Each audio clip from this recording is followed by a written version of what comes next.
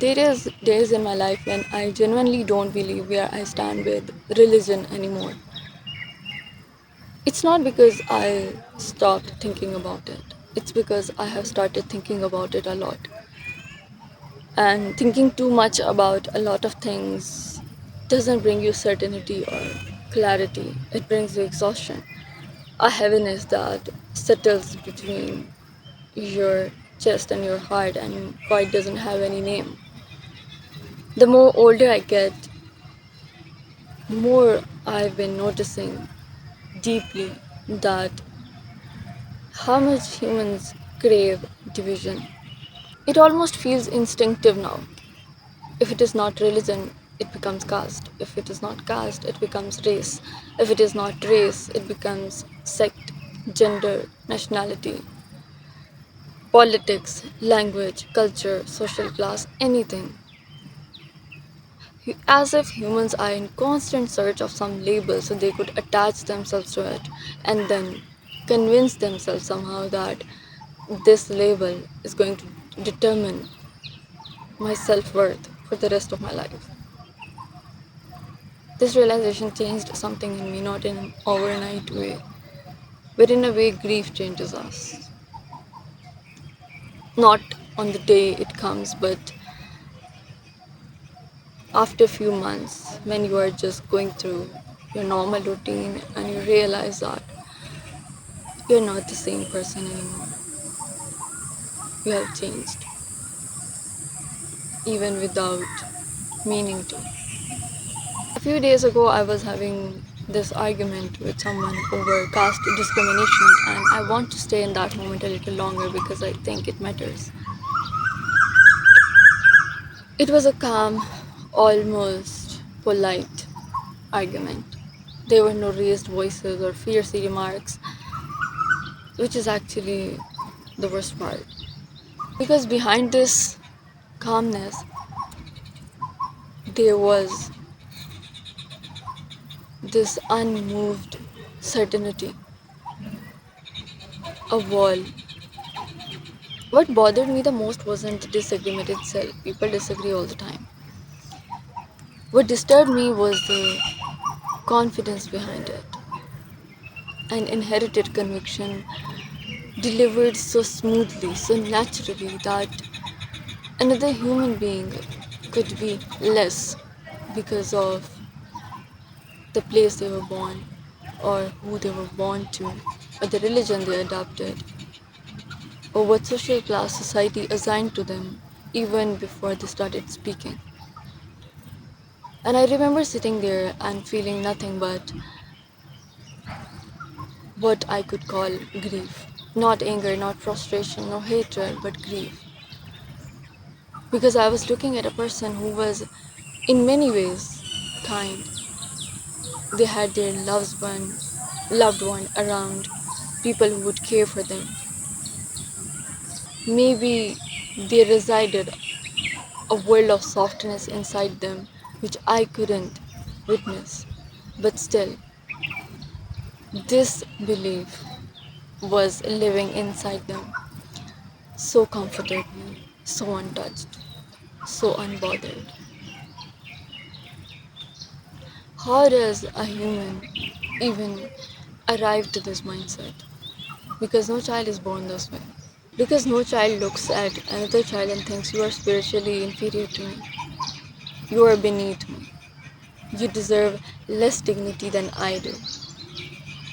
That hatred is taught, that division is taught,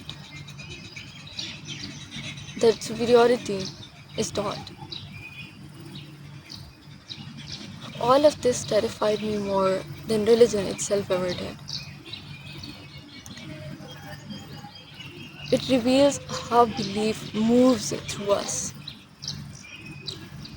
None of us had decided where we wanted to be when we were put onto this earth, did we? Most people did not consciously choose the worldview they were born into. They absorbed it through family, environment, fear, and social reward. Slowly, quietly, through the things that were said on the dinner tables, through the questions which were encouraged, or which questions made the rooms go cold, what people were welcomed in and what people were whispered about. And once identity attaches itself to ego, questioning becomes impossible. Not because people are stupid, it's because questioning stops feeling like a philosophical exercise. It starts feeling like an attack, a threat to your identity, as if telling someone to let go of the rope while you're on a ledge. This is why conversations about religion become so emotional so fast, because for a lot of people, religion is not just a belief anymore. It has become identity, community, history, safety, purpose, and sometimes even superiority. It has wrapped around who they are at such a foundational level that if you try to question it, they genuinely experience it as you are questioning their right to exist. And honestly, I understand it. I understand it more than I want to. But here's the thing which actually haunts me the most. Most religions, at their core, were not trying to create any of this. When I look past hierarchies, politics, and institutions, when I actually try to find the spiritual essence of what these traditions were reaching towards, I see something entirely different. I saw human beings trying to understand the meaning behind their suffering, trying to understand death, trying to survive grief, trying to create moral structure in this chaotic world, or maybe just trying to feel less alone in this universe. I saw teachings of humility, patience, self-improvement, discipline, accountability, self-control, service to humanity, detachment from ego, and yet somehow humans managed to turn all this into systems of fear, control, and division. This contradiction just didn't haunt me intellectually, it aches. How did the teachings centered around the idea of compassion become the tool of division and exclusion? How did the ideas which were meant to humble human beings become the literal reason for superiority? How did a human even arrive at this mindset that God, the creator of all the realities and humanity, belongs to one group more than it belongs to others? The answer is uncomfortable. Humans are capable of weaponizing anything powerful enough to move them. Because extremism does not belong to one religion, it is a human phenomenon. It survives anywhere people stop thinking critically and start worshipping identity over humanity. It can take religious clothing, it can have political one, it can have nationalist clothing, or even the moral one, which is very dangerous out of others because it is very hard to distinguish. But the psychology beneath all those forms is terrifyingly similar. Create an us, then create a them, then convince everyone that they are sinful, inferior, corrupt, evil, or somehow less human. You justify your cruelty as righteousness, then call your cruelty sacred. This pattern has been repeating throughout history over and over again in different traditions, wearing different costumes. And The irony is that every single group thinks that extremism exists over there in other groups, in other languages, in other traditions. But the reality is that any ideology can become extremist the moment fear, ego, or power enters it. But nobody is ready to accept it. That extremism could lie in their own ideologies too, in yours, in mine. This is why my relationship with religion has been very complicated. I hate what humans has done in its name. I hate when faith is used to silence questions instead of encouraging wisdom. I hate when people are worried more about preserving identity instead of preserving humanity. I hate when religion is selectively used to moral police others, all while ignoring own hypocrisies.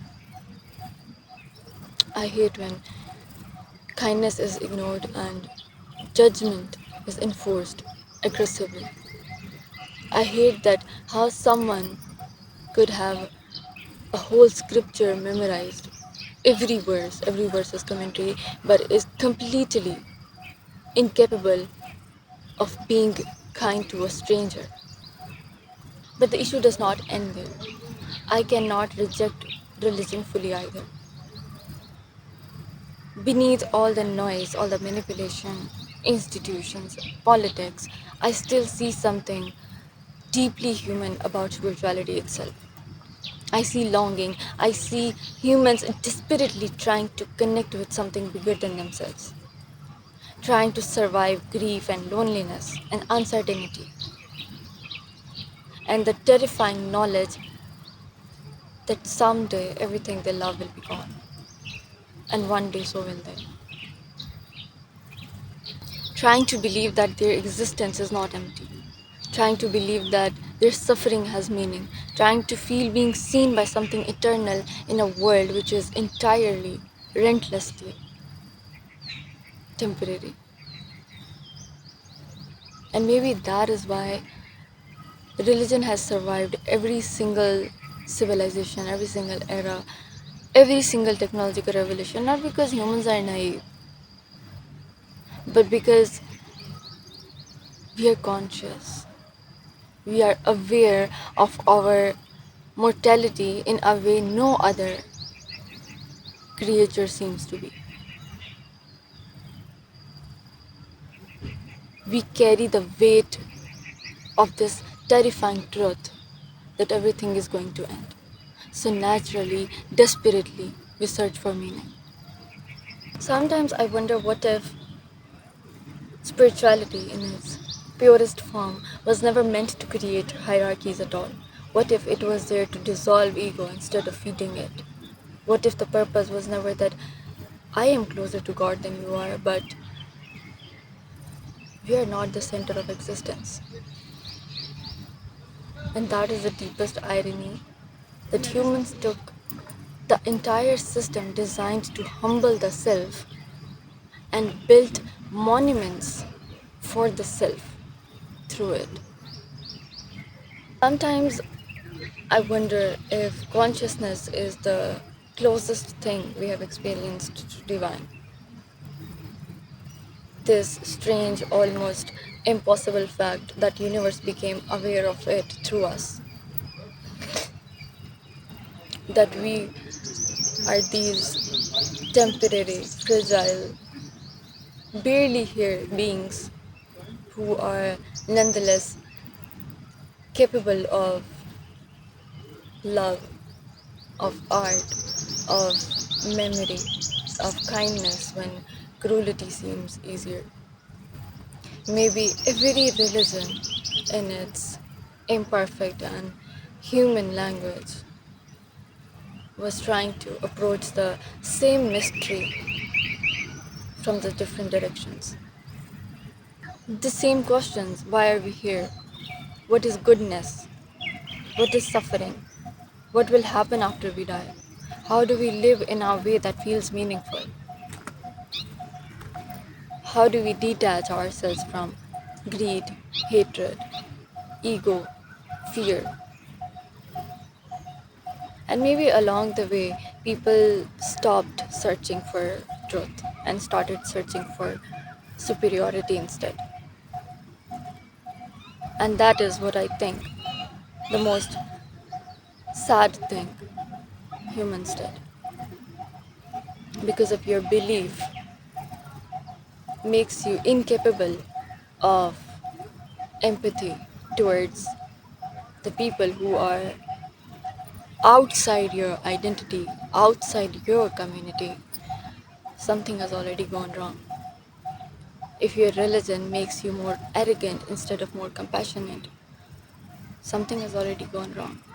If your spirituality makes you more judgmental instead of understanding, something has already gone wrong. The issue is not the faith itself, the issue is what you became after attaching your ego to faith.